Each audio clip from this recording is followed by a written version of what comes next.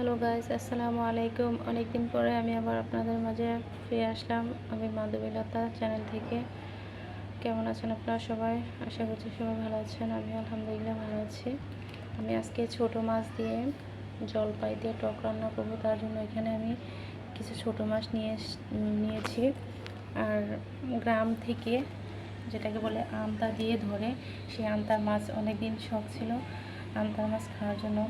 তাই আমার বান্ধবী আমাকে গিফট করলো। তো এখানে আমি পরিমাণ মতো ছোটো মাছ নিয়েছি। আর এখানে নিয়েছি টমেটো, দুটো টমেটো নিয়েছি জলপাই, পেঁয়াজ, কাঁচামরিচ। এখন আমি রান্না শুরু করব। তো এখানে আমি পরিমাণ মতো তেল দিয়ে দিচ্ছি। এখানে আমি দিয়েছি পেঁয়াজ কুচি আর কাঁচামরিচ মাঝখান দিয়ে কেটে টুকরো করে দিয়েছি। এখন এগুলি লাল হওয়া পর্যন্ত একটু অপেক্ষা করবো আমি। তো এখানে আমি সামান্য পরিমাণ আদা বাটা দিয়েছি আর রসুন বাটা দিয়ে দিলাম।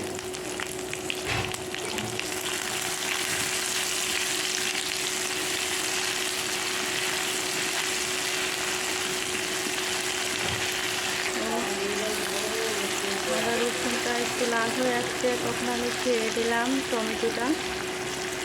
এখন আমি এটার মধ্যে অ্যাড করব লবণ, মরিচ দিয়ে দিলাম, লবণ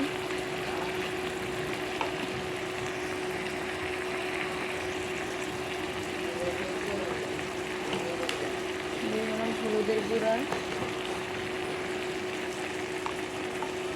হালকা একটু মরিচের গুঁড়া দিয়ে দিলাম।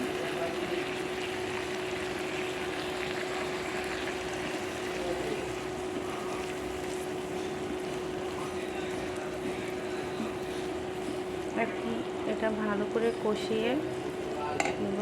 তো এখানে আমার কষানো হয়ে গেছে, দেখতে পাচ্ছেন তেলটা উঠে আসছে কষানো থেকে। এখন আমি মাছগুলি ঢেলে দেব।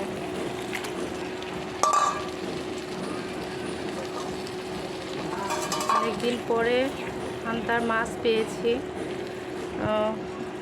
আসলে এগুলি এখন সচরাচর পাওয়া যায় না। তো আমার বান্ধবী আমাকে সকালবেলায় আমাকে গিফট করলো এই মাছগুলা। অনেক স্বাদ এই মাছগুলা।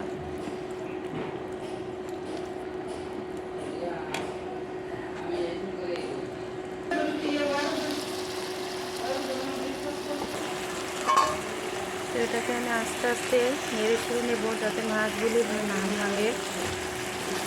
দেখতে পাচ্ছেন অনেকটা সুন্দর কালার হয়েছে। এখন আমি এটার মধ্যে জলপাইগুলো অ্যাড করে দেব।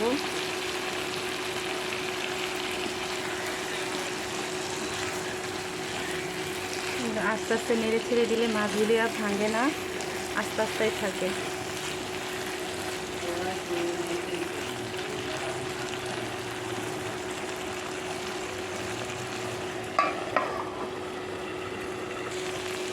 তো আমার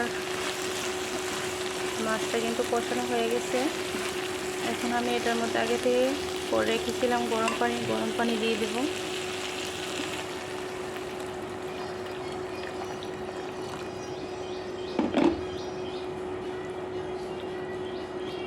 ঝোলটা শুকিয়ে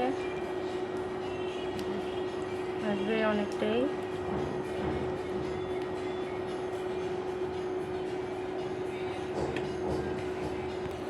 তো আমার রান্না কিন্তু হয়ে গেছে। এখন আমি এটার মধ্যে ধনিয়া পাতা দিয়ে উঠিয়ে নেব।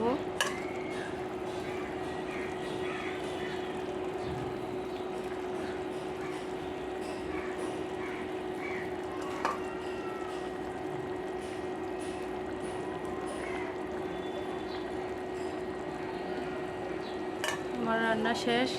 তো গাইস, এই ছোটো মাছ দিয়ে জলপাই দিয়ে রান্না করলাম আজকে। আপনাদের কাছে কেমন লাগে আমাকে কমেন্ট করে জানাবেন। আর আমার চ্যানেলটাকে লাইক, কমেন্ট ও সাবস্ক্রাইব করে দিবেন। সবার জন্য দোয়া করবেন। ওকে, আল্লাহ হাফেজ।